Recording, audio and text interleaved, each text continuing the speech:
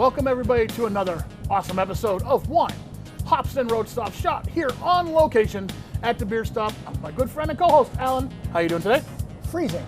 Freezing. Springtime. It was 65 yesterday, and it's like 6 degrees today. Yeah. Go hello, figure. Winter again. Winter part 2, I guess. Winter's, well, they say winter's coming. Yep. That's a little Game of Thrones thing again. Again.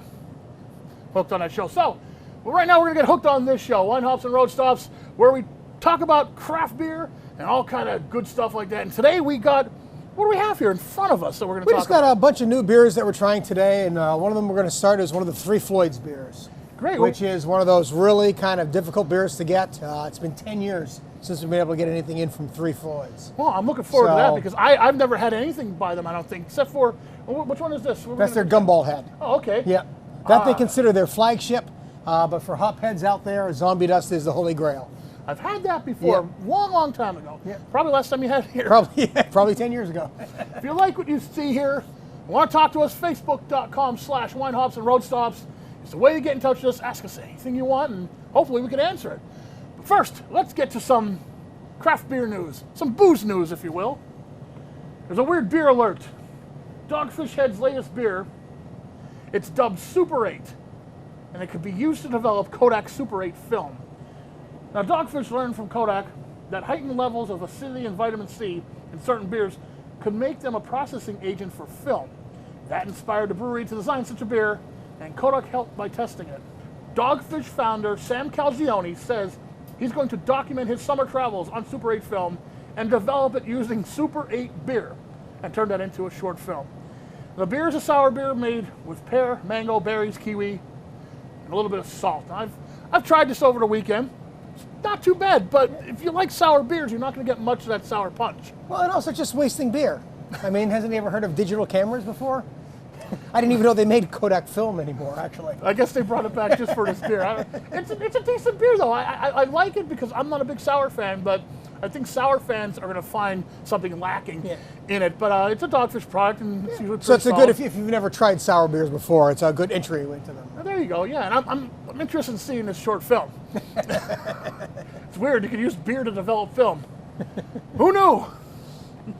Now, moving right along, let's talk about a hot new beer style. Beer made with spicy chili peppers. While hopheads might measure a brew in IBUs, what about beers that are measured in SHUs? The Scoville heat units. It's a measurement of heat in chili peppers. More and more craft brewers are experimenting with hot pepper juice, oils, and whole peppers.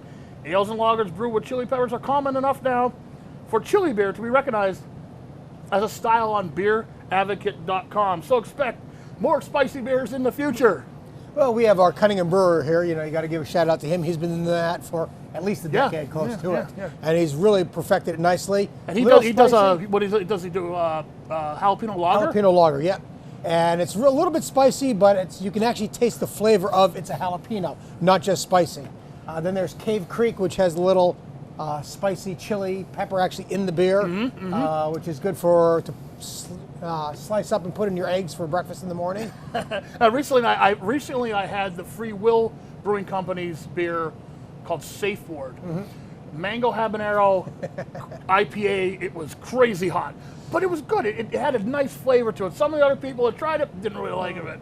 A lot of those are, like I say, good trying beers. Yeah. Not something that you're going to go out and buy a case to. Share, yeah. There was 6 of us sharing the beer because it's a one and done. It's interesting. I want to go after the hotter ones. I really do. I'm just That's something fun to do. You know, Yeah, you fun. see how hot you can drink your beer. when I'm turning red, it's fun. But yeah, we'll see. And in the future, it seems like brewers they're just experimenting a lot, whether it be with chili peppers or something else. Well, Kodak film. Well, the whole microbrew craze has been based on getting something different. And they've done so many different things, so many different styles that they keep looking for what's next, what's new to keep everybody interested. And I guess, this Chili year will be peppers? chili peppers. Chili peppers. Throw them in everything, I guess, right? Hotter the better. All right, when we come back, we're going to try some beers. My favorite part of the show. We're going to try some beers that are new to the beer stop. So don't go away. There is more Wine Hops and Road Stops when we come back.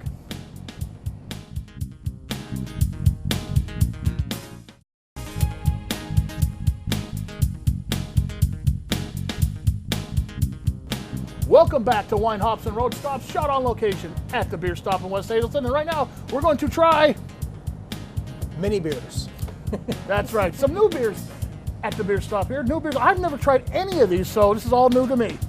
Well, we kind of have a broad array of styles. I went a little heavy on the IPAs because I know that's always your go-to beer. Thank you. Yep. We're going to start with, like I said, the Three Floyds. This is their Gumball Head. Okay, This is their wheat. we can smell it. Yep. But it smells more like a pale ale than it does a wheat. Yeah, it has a nice nose on it. Yep, and you get a little bit of that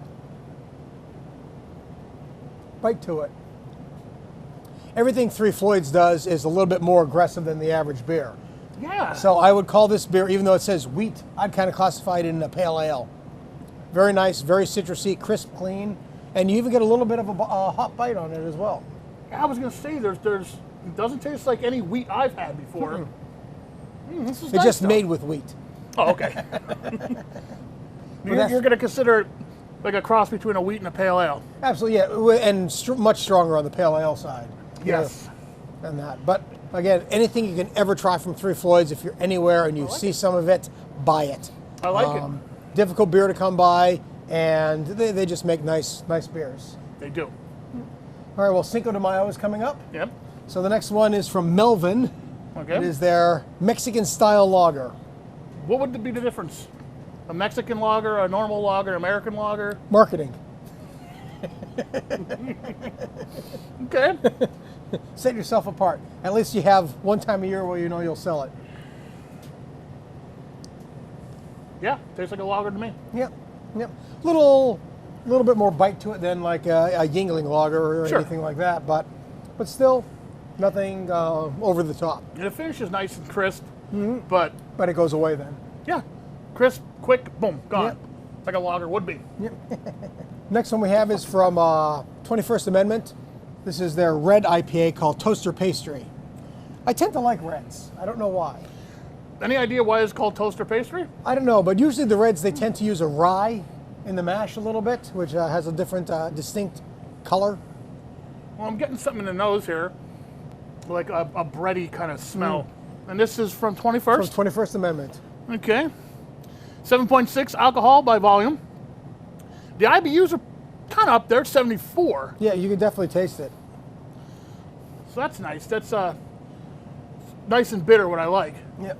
A little bit more bitter than usual for a red, I think, Yeah. as far as I'm concerned. Yeah, usually, like I said, when they use that rye, kind of tones things down a little bit, but this one's kind of full force. And that next one, I have to even read. Jupe IPA from Springhouse. Jupe. Yes. Okay. Yep. Only other thing I've known Jupe is a cologne. So It better not smell like cologne. No, it doesn't smell like cologne. No. I'm not going to wear it on me. Jupe IPA. All right. Definitely some floralness. To it, Yeah, though. yeah. It's nice though. It's nice and smooth. Till the end has an IPA bite, which is good. Yep. Not as much hops as the 21st. No. That's what surprised me because usually IPA you're going to get more hop taste to it. Yeah. It's more hop character in the one before than this one. Not saying this is bad though. No, it's nice. I will not say this is bad. A nice, good summer drinking beer on a hot day, if we get one. Yeah, we've had a hot day. We're done with them now. Winter is coming. Winter has arrived. Okay. Again. And last time we were talking about all the juicy beers. That's the big thing. So this is from Ellicottville, Black Days, a dark and juicy Black Indian Pale Ale. Oh, that sounds weird. I had to read that one off because it was just too long to memorize.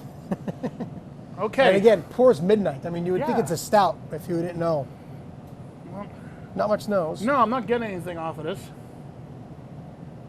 It's kind of odd. Yeah, it's kind of trying to be a little of everything. Maybe it's just I'm looking at it. I'm thinking it should taste one way, and it has a different taste than what expected. It does have a mouthfeel like a stout, like that heavy, Yeah. but maybe that's the juicy, Let's check it out. All right, well, it's 7% by volume. And the IBUs are 92. which does not taste it. does No, that I don't. Yeah. I don't know. I'll take another hit off this. it? Just to be sure. It's not really that bitter. No. Something's masking it for some reason. All right, here's the Son of the Baptist Coffee Stout, Okay. made with local coffees. And this is from From- Epic Brewing. Epic Brewing. Where the local is for Epic, I'm not sure. Okay. Not local as in like No, here Denver, local. Colorado. That's not local. No, and I didn't know they made coffee in Denver. Oh, that's a lot of coffee. That's a lot of that. That's hit you a- over the head with coffee. Yeah, a lot of That's hit you over the head with coffee. Yeah, a lot of taste in that. Yeah. Oh, that's good though. And not heavy though. No. Not heavy like a stout's usually a lot of times, you get that real Yeah. heaviness to them. That's very light. Yeah, Tons surprised. of coffee. I'm surprised how light this is. For how much flavor's packed in it. Yeah, That's really nice.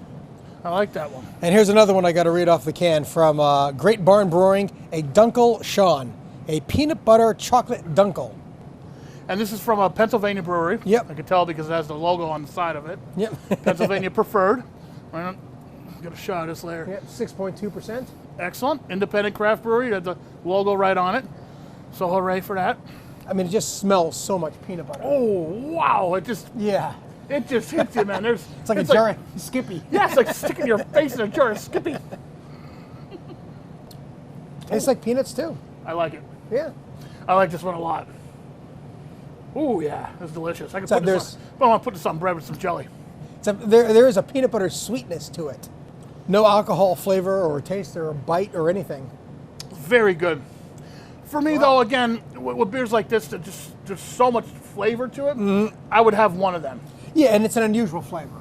So it's not like you're not going to sit hoping to crack open a case of this Dessert one beer. after the other. Yeah. Dessert beer, definitely, yeah. But wow, I mean, you can keep it open and just kind of, use it as a room deodorizer.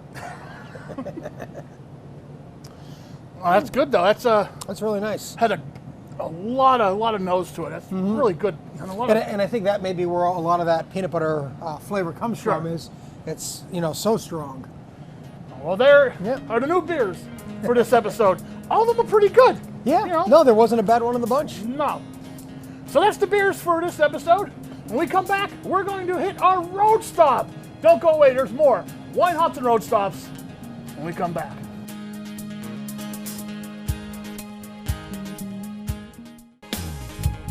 We're back at Krugel's Georgetown Deli and Beer once again with my friend Kevin. Welcome back, Jeff. Thank you. Today, we're talking about summer, right? The weather's finally beautiful for 2 days in a row, and we're finally. thinking about what a summer beer is, and nothing says summer more than a wheat beer. I'll agree with that. So let's talk about a few different kinds of wheat beers. The classic wheat beer is the German Hefeweizen, Okay. right? Hefeweizen just means yeast wheat in German. And the classic one is going to be Weihenstephaner. The brewery's like 1,000 years old. When you want to talk about a wheat beer in the classic German styles, that it doesn't get more original than that one. It's something that's 1,000 years old. Yeah, I could see that being a classic, the OG wheat beer, right? So what typifies a wheat beer is the Bavarian yeast. Okay, the Bavarian yeast is going to impart flavors of clove and banana and even bubblegum, which is a little weird, but the bubblegum shows up nicely in a well done wheat beer. And this Weihenstephaner Hefe is the quintessential example of a proper Hefe. It's interesting how the Hefeweizen evolved from the German purity laws. Everyone knows about how Germany said beer had to be barley hops water, and that's all that could be in beer. And so, to originally add wheat to a beer was crazy. It blew their minds 500 years ago. That is a proper wheat beer, and the foam is where all the protein is. And that kind of is one of the reasons why wheat is not used so often as a brewing grain. Most often it's barley. Right. And you kind of think barley wants to be like oatmeal, whereas wheat wants to be stretchy bread. With the Bavarian yeast on this beer, forward flavors are going to be clove, banana, very low hops though. Very low hops. A lot of carbonation, a lot of foamy head. There's not a lot of nose to it. The carbonation hits you right away. You can tell it's more carbonated than very carbonated. an IPA. Right. The clove is not so present in this one. Not as much as some of the other Hefes that I've had. So moving on to the Belgian styles, this is a Belgian wheat by Saint Bernardus. Okay, for someone that isn't a craft beer drinker, they only know Blue Moon, they only know Hoegaarden, they only know the top of that style, but there's so much more It is. to discover with this style of beer. And this is one of them. This is, again, like we said, this is the original. This is the original, and one of the most highly rated as well. And it's a perfect starter beer for new craft beer drinkers. This is a very friendly beer. This is a great beer to bring to a party. If you're a craft beer drinker and you know everybody else isn't, bring a white, bring a Belgian wit or an American white. So this is one of the most highly rated wheat beers you can get. Scores way over 4 on Beer Advocate. There's a lot of lemon in the nose. I could smell that right off Very the bat. bright. Yeah. So right off the bat, you can taste the coriander. Yeah. Oh, yeah. You taste that it's got a little bit higher acidity. Mm-hmm. It is definitely less carbonated, definitely, and you can feel that right away too. On a Hefe, the carbonation hits you immediately. 5.5% alcohol. 5.5, and that's about what you're going to get. Yeah. Most wheat beers are going to be in the 5% range. Actually, the original wheat beers were far lower than that. 3% is what they were originally at, and they've creeped up a little bit over the years. Now, it's kind of interesting how wheat beers have evolved over time. America, just like everything else, America has taken what Europe did first Of course. and evolved it into so much more. So let's take a look at a few American styles. Okay, let's do that. Excellent. American style now. So starting with an American wheat beer, like I said, a spiritual relative of the Belgian styles, the Belgian whites. One of the biggest things from all of the beers is going to be very low hops. So if you're not a hops fan, wheat beers are where you're going to want to go. Also, one of the reasons why it's easy for new craft beer drinkers. Right. The first thing that comes out is like the candied jam sort of smell, right? I can smell it like right strawberry, there. like strawberry. Even from this distance, I smell Yeah, strawberries. you don't even right have to away. put it to your nose. I Yeah. can smell it. Ooh, there's a lot of It's right strawberry on there, yeah. It smells like jam, yeah. Love this. It's really good. There's a lot of strawberry taste Yes. to this beer. It's not fake strawberry though. It tastes it's- like real You strawberry. could smell it. Oh, this is excellent. Yeah. Excellent. So another classic American brewery is 21st Amendment Hell and High Watermelon. Now I know that you said you've got a bit of a history with this beer. I do. Way back when I started getting into craft beers, and I'm talking, oh God, at least 10, 15 years ago, at least. This was one of the beers I picked up on vacation one time down in Yeah. Ocean City, Maryland, and it was not good. I'm sorry. So a lot of people say I like every beer I've ever tried on this show. Not true, but 21st Amendment probably has come a long way since then. So we're gonna try it now. Again, another very highly rated beer. So this one is a little bit more cloudy than the last one. And the cloudier it is, usually the longer the head's going to stick around.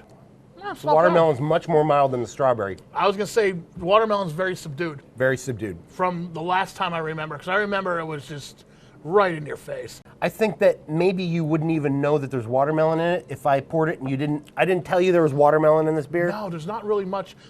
Right in the back end, I could taste it. Okay, next up we have Kentucky Brewing. What does Kentucky say more than anything? bourbon. Bourbon, right? Out of Lexington, Kentucky, we've got Kentucky Peach Barrel Wheat Ale.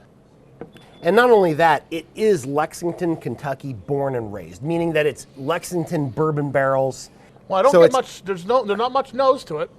Yeah, it doesn't give up much. It doesn't tell you what's going on. All right. A little bit of the vanilla from the bourbon Right. with the peach. Yeah, but The not much. bourbon hits you at the end though. Bourbon's sitting at the end. There's not a lot of peach. I expected more peach It's very flavor. complex. Yeah. It's very complex I think I for need another sip. for a wheat beer. It's a very complex beer. If you didn't tell me that was a wheat beer, I wouldn't know. Yeah. I wouldn't know because I'm Almost getting like a pilsner. yeah. I'm It getting reminds like, me kind of like a pilsner kind of. So the last beer I want to taste today, I always like to throw in something fun at the end, of right? course. We had some spicy beers, we had some we did. crazy other beers. So let's try this one here. This is from Platform Brewing. This is Banana Berry Donut. I think it's a sour beer, right? Right, a Okay. Berliner Weiss is a sour version of a German Berlin style. Okay. So already from the name of the beer, you can tell that it's got the banana that a Hefe is going to have. A little confused, a little scared, and a little excited because I don't know what this is going to taste I have like. no idea either. I have no idea what it's going to taste like. So let's see. So far, right away, I can get some smell off of God, it. yeah. Ooh. Right? You get some berry. Yeah, doesn't even have to go up to Right? your nose. I can It's smell like it. that strawberry thing, almost like the Yeah. Lancaster. From here, I can smell it. You got a big sour punch though at first. Very big, much more sour than I expected. I did not expect that. I do not taste donut. It's good. I could do without the sour at the beginning, Well, but it's a Berliner Weiss. It's Right. it is what it says it is, and then it gets the sour from the lactobacteria. There's a few different ways of making a sour. I would drink it again though. I like it. I can't sit around and drink sour beers all night. I don't know who can. My wife can drink sour beers all day long. like every time, I like to introduce some new food, right? Okay. And today's no different. I got some new food for us to try. Well, let's check out the new food at Krugel's Georgetown Deli and Beer. What do we have in front of us? So we're very happy to show you a brand new food item. Every time you come out, we like to debut something new. So we got our G-Town scallops, and we've got our Krugel's cheesy crab pretzel. Let's talk about the scallops first. I love scallops. G-Town scallops, lightly fried. There's a pepper lemon butter sauce. I'm gonna have to try it. Best scallops. Oh my God. Yeah. The sweet scallops, the lemon. It's amazing. And so you can come here, have yourself a beer, get yourself some scallops, Yeah. and get yourself, of course, a crab stuffed pretzel, which is next. We are so proud of the crab pretzel. This is classic pub fare. You got crab, you got cheese. I very rarely eat on camera, but Yeah, this stuff looks so good. We use fresh blue crab meat. Oh, nice. Guy Fieri, eat your heart out. Yeah. I'll tell you what. That's money. So you have a ever-expanding menu of food here. Mm-hmm. Tell me more about what you guys are offering. Every time we come here, there's more. You got smoked brisket, you got wings, you got your crabby stuffed pretzel, you got scallops. Our desire to show you something cool doesn't stop at our beer. We want to show you the coolest stuff we can put on a menu. We really take a lot of pride in making our food. We've got an amazing kitchen. We've got an amazing staff here that makes some of the best food that you can have. Thank you very much, Kevin. Jeff, I can't wait till the next time. We'll see you again, and that's our road stop for this episode. Krugel's Georgetown Deli and Beer. Welcome back to Wine Hops and Road Stops. If you like what you see, facebook.com/Wine Hops and Road Stops. Communicate with us. Let us know what you want to talk about on the show. Alan, before we go, what do we got new? Well, the word of this summer is juicy. Everything's coming out. Juicy IPAs, juicy pale ales, all different fruits, all different flavors. So it's going to be a very refreshing summer. With the juiciness. But sometimes with the IPAs, the juicy doesn't necessarily mean juice. It's a flavor inside the IPA. It's a flavor. It usually tends to be more of mouthfeel, I think. You know, it's kind of, Right. just a little bit heavier, not as clear, usually cloudy. And these beers that we sampled today, they're all new at the beer stop. They're all new within the last week. Peanut butter one was great. This one was great too. This Three Gumball Floyd. Head from Yeah. Three Floyds. I'll give it a thumbs up. I'm not a big wheat fan, but that doesn't taste like a wheat beer. Yeah, it's a wheat beer for people who don't drink wheat beers. There you go. Like me. Well, life is too short to have bad beer, so drink a good beer and get it from the beer stop. We'll see you next time on Wine, Hops, and Road Stops. Just strange, man. It does not taste like a wheat beer. That's why they have. It's not normal. It says on the label, it's not normal. So there you go. Yeah, like these guys. These guys are the ones that have the Dark Lord Imperial Stout. That they have a party once a year. It's a festival, and you wait in line for hours, and you get one bottle. I think it's $45 a bottle. Well, that's Good marketing. good marketing. Good marketing.